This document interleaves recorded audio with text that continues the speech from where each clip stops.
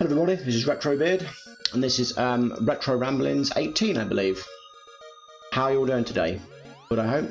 Before I get started, I just want to say, if you enjoy my content, please like, subscribe, share, click the notification bell, leave me a comment, all that good stuff. And I've brushed on this before, but if anybody's interested in supporting me and the channel, I now have a Buy Me a Coffee account, and I'm Retrobeard on there. And for anyone who doesn't know, it's similar to Patreon, only a lot simpler and easier to use and less, credentials and requirements. You just go on there and I have donations of as little as £1 a time, the one-off donations, like tips, I suppose, which in dollars is probably just over $1, like $1.25 or something, give or take.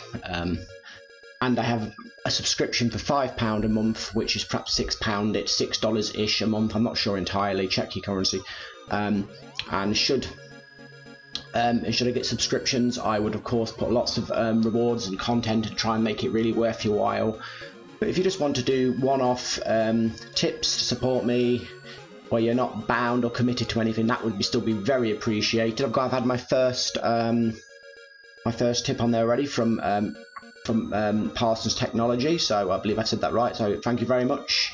That's much appreciated. It always starts with one, and I will keep on working 7 days a week to try and make this channel worth you and worth your while, so thank you very much. Today we've got, sort of the usual, but I've got my helpful Xbox book to remind me. For anybody who is new to this format, to show it every Saturday, and it's unscripted, usually not edited at all, but if it ends up being edited, it's quite minimal. So there is ums and ahs and stutters and random things, but that's why it's called ramblings. It's not organised. So yeah, I just talk about gaming news, my news, the channel, random things, anything that comes to mind. Sometimes we even put a little bit of philosophy in there, so we just see what happens. It's a take it or leave it kind of show. With that said, as I've mentioned before, I have a Facebook page for Retrobeard. I have a Twitter account for Retrobeard, an Instagram account which is very, very busy, which is brilliant. A Tumblr Air account, so I got there in the end, if that's your bag as well. So I'm quite well represented and growing, so whatever one takes your fancy. Me Instagram and me YouTube are my busiest, but it's whatever you prefer. The other day when I was doing my streaming video, I had I did some Sega 32X or Mega 32X games testing, and I played Star Wars Arcade on it, and I woke up the next morning to a copyright claim from Disney itself, which is quite amazing. They didn't like the music on the intro, even though it's very chip-tuney. It's not even a full orchestra, but so I had to edit that out. So anybody watching that video, I apologise if the music sounds a bit weird, and that for those 30 seconds or whatever it is. I can't believe the amount of copyright strikes I get. It's quite insane, but I'm trying to take it as a compliment. So, greedy Disney. I mean, Disney's got enough flack at the minute with how they've treated Gina Carroll, what her name is, Caroni, Carol. You know what I mean, don't you? I get mixed up with her name. It's not a name. It's not a name local to me, so I forget it. But Gina Corona, you know what I mean. But yeah, who played Cara Dune in the Mandalorian. She is a strong, opinionated woman who puts her views down, and like them or not like them, they're still views. And she made a comparison or a warning for something, which I'm not going to go into, and she was cancelled by people who seem to think that's the solution to everything. And now she's lost her career in Star Wars, and she was a beloved character, and she was a great role model for the girl fans of Star Wars, especially the young girls. And I hear she was someone they really looked up to, and that's a tragedy, because lots of other people who work at Disney put their views, and if you're putting views that are a bit blunt and a bit controversial, it doesn't matter if they're left or right. They're either wrong or they're acceptable. You can't just say, you're right, you're on the right wing, so you're going to be punished. You're on the left wing, so you're fine. No, if you're going to be extreme, It's got to be either it's acceptable or it's unacceptable. You've got to be consistent. And big media companies shouldn't be playing at politics anyway. They should just stick to entertaining us, because they'll always, as we've learned, they're hypocrites. They, you know, like the Mulan film being filmed next to a what can be described as a concentration camp, and then thanking them afterwards for letting them use the area, and the shrinking of what's his name? I'm not a big fan of the latest Star Wars films. I forget the names. Oh, the stormtrooper who betrayed them and turned good. That fellow, lovely English chap. They, because of his skin colour and his race, and China, I believe, not being fond of it, they shrunk him down in the poster and made him a bit whiter tinted, which is absolutely disgusting. So Disney need to really not throw stones from a glass house, for starters, because if you're going to be doing practices like this, you shouldn't be then demonising someone as if you're the moral police. So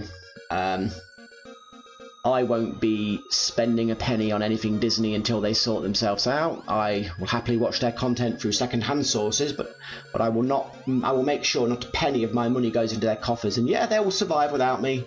But if enough of us feel this way, and enough of us stick to our guns until they change, they'll feel the pinch and they'll get the message. And Disney don't want to be number one, and they want their franchises back. And you know, when they really stuffed up Star Wars, enough of us stood up and look at Solo. They paid the price. The first Star Wars film in history to lose money, and the two after The Force Awakens didn't do as good as they should have done. And so, you know, whereas The Force Awakens and Rogue One were more on course, they got financially compensated. So yeah, we individually cannot break at the back of a company, and nor do I want to cancel. I don't want to cancel Disney. I'm not as bad as these cancel culture people. But I will protest with my money and spend my money on companies that treat the consumer correctly and our characters, because you can't say you're not allowed an opinion, but you are, because you're on the left and you're on the right. That's not how it works. And I'm not a left or right wing person. I don't like to give myself any label. I mean, if I was to force a label, I suppose I'm a person in the middle. I believe in a bit of common sense and a bit of balance. And I won't support that. And yeah, it was awesome when they gave me Luke Skywalker and The Mandalorian, but I'll say I'll watch their content through second-hand sources, albeit not illegal, before I get some kind of a strike. But sources where I can watch it, you know, other places and other people and things. But I will not personally put a penny in their coffers until they sort themselves out. And they can start by reinstating that lady, and not giving her a conditional reinstation, like don't speak again. Let her be herself. You know, and they've tried to cancel Chris Pratt recently, and you know, and all this nonsense you get now where, blah blah made a tweet 10 years ago and it was controversial, burn him or burn her. It's like, what? 10 years ago in social media, all of us were putting rubbish down because the world was a different place 10 years ago. You could say a lot of jokes that are not correct now. So none of us should be burned for our past, unless our past is truly sordid. You know, like we've actually harmed individuals in an inappropriate manner, you know, so not self-defense, you know, yeah, but other than that, no, things we said and joked about, we were making more edgy jokes. I made loads of jokes in the past that I would never dare make now, because it's not the same world. It's called progress. And at the minute, it ain't feeling like progress, it's feeling like exactly what that lovely lady said, what Gina said. It's feeling exactly what she said. So although I don't think her analogy was in the best taste, the content was sure accurate, and sometimes you have to say it bluntly to get the point across, because people don't always work on subtlety. So anyway, enough of that, because I don't want to get too political, because people might not like that. But hopefully my middle ground will appeal to both groups rather than make me hated by both. But we shall see. I'm going to show my pickups. Not a vast amount, but you know, they are what they are. A few years ago I bought the DS cartridge of Suikoden Tierkreis, and because of the insane prices this title now collects, like all the Suikoden games, my copy was cartridge only, unboxed, and I've been looking for a box and no hope at all. So I've decided to make my own reproduction box for my genuine cartridge. So I've ordered an empty box, empty DS box, and it's coming the way. And I ordered from a company.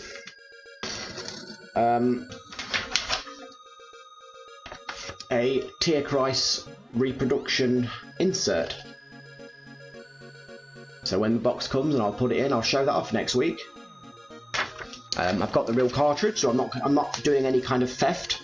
I just want a box. So when I find a adequate quality yet affordable instruction reproduction company, I'll be getting a few different instructions done. So it's quite decent quality. I wouldn't say it's quite as good as real, but we'll see how it looks when it's inside the box, and I'll show you all, and you can make your minds up or burn me as a witch or whatever.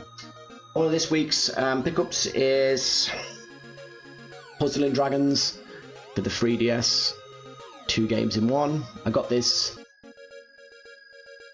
dirt cheap, cool game, cool puzzle game, one of the best. It's got the original and the Mario version, so should do me nicely. A DS title, so I love my DS. Excuse the labels, I haven't cleaned them up yet. Populous. I enjoyed this game back in the day on home computers and consoles. And the local multiplayer modes and things up to 4 players. This will be a blast. And it's an enhanced port, so cost me next to nothing. The Suikoden Tierkreis reproduction insert cost about £2.40 or something. So it hardly broke the bank. Free delivery, so not bad. Next, Anno 1701, another sort of enhanced-ish port of a classic game. Multiplayer, I believe. Yeah, 4 players. Strategy, city building, all the stuff I love. You know what though? You know what makes me sad? I wish I had someone to play these with, because I like single player modes, but I love these kind of games, multiplayer. And I've got a bit of an infatuation with the DS and the 3DS to a lesser degree, because there's something flipping awesome about being in the same room as someone, chilling out, or several people if you're lucky, and having a big strategic battle. There's something epic. Yeah, I like doing it online with my good friend, but there's something awesome. And my good friend who I do it online with, we used to do it in the same room when we were younger, when he still lived locally. And yeah, I live in the hope that one day I'll find someone local to play who doesn't drive me insane, because I'm a very selectively social person. Next, for the DS, Age of Empires, The Age of Kings. I didn't realise the box wasn't in perfect condition, but you pay your money, you take your chances. I can always buy a new box and do a bit of work. Once again, although this is turn-based rather than the real time, it's 1 to 4 players. Same sort of philosophy as before. The DS has got so many great games on it. Then we have, for the DS, Spectrobes Beyond the Portals, a 1 to 4 player RPG, JRPG. Looks magnificent, cost very little money. Same sort of reasoning as before, except that it's my RPG multiplayer needs, which, like I say, I don't have an opponent, or not an opponent, I don't have a friend to play, but you never know. At least I've got the games and I've got the dream, and I can do some material with it. Another one to scratch the itch, Lord of Rings Conquest. A battle game in the vein of like Call of Duty and stuff, but with Lord of the Rings IP from the films. It's up to 2 players. You pick a team each, of big battle. You have like classes and things. It's a bit scaled down, but the DS is casual, excellent battery life, so you're not tethered. Fun, simple, great for if you've got 10 minutes or 4 hours. It's a lifesaver, and one day I hope to find company to enjoy this with, and if not, I'll be on my own playing and dreaming, because some of us sometimes we have to dream, don't we? I'll show you the consoles I play these on. First, we have my DS Lite, a reconditioned Dragon Ball Z one. Excuse that shyness, I've still got the cover on protecting it. I'm a bit of a nerd for that. Beautiful machine, decent condition still. I've got a good deal for this online. Beautiful, I love it. And I'm not a massive Dragon Ball Z fan, but I like it. And I thought it was quite cool. I haven't seen too many of these around. It's got tremendous battery life. I don't know if it's got an enhanced battery in, but it's got like 20 hours battery life, so it's awesome. When I want some 3DS action or both, I've got my 2DS XL with a bit of well, I'm the 40k squad command on it right now. Let's close that. Beautiful machine. I always keep a bit of stuff between the cover. I do look after it. I love it. I'm not really bothered about 3D, so I have a 2DS XL. Got a good price for it. Love it. Yeah, that's my pickups and showing off my two consoles. Just get my book. Let's see what there's anything else to say. Yes, I will advertise my stream every day, Monday to Friday and Sunday. I do a YouTube stream at 4 PM GMT time, which is 11 AM Eastern time, EMT, Eastern time, whatever. If you can find out your time equivalents between those two, I'm sure you can work it out. Eastern Standard Time, that's the word I was thinking of, or words.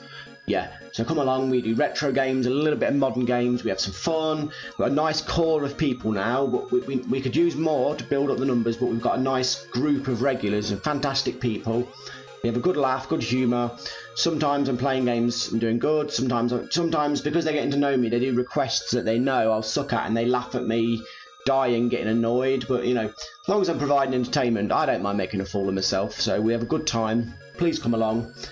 Saturday's the only day I don't stream because I'm here doing this, so that puts me off the hook. So yeah, you're welcome, anybody's welcome. I do game requests as well, so I've got it, we'll play it, but no promises I'll be any good.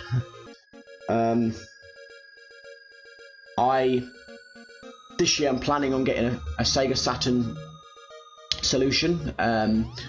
I'm hoping to get a physical console because I don't currently have one, with region unlocking on it, and we'll do some of that and perhaps do some streaming.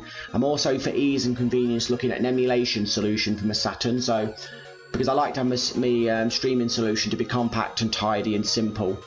Doesn't mean I'll never use the actual hardware, but it's nice for a quick stream just to go and it's on, even with those sound effects, you know.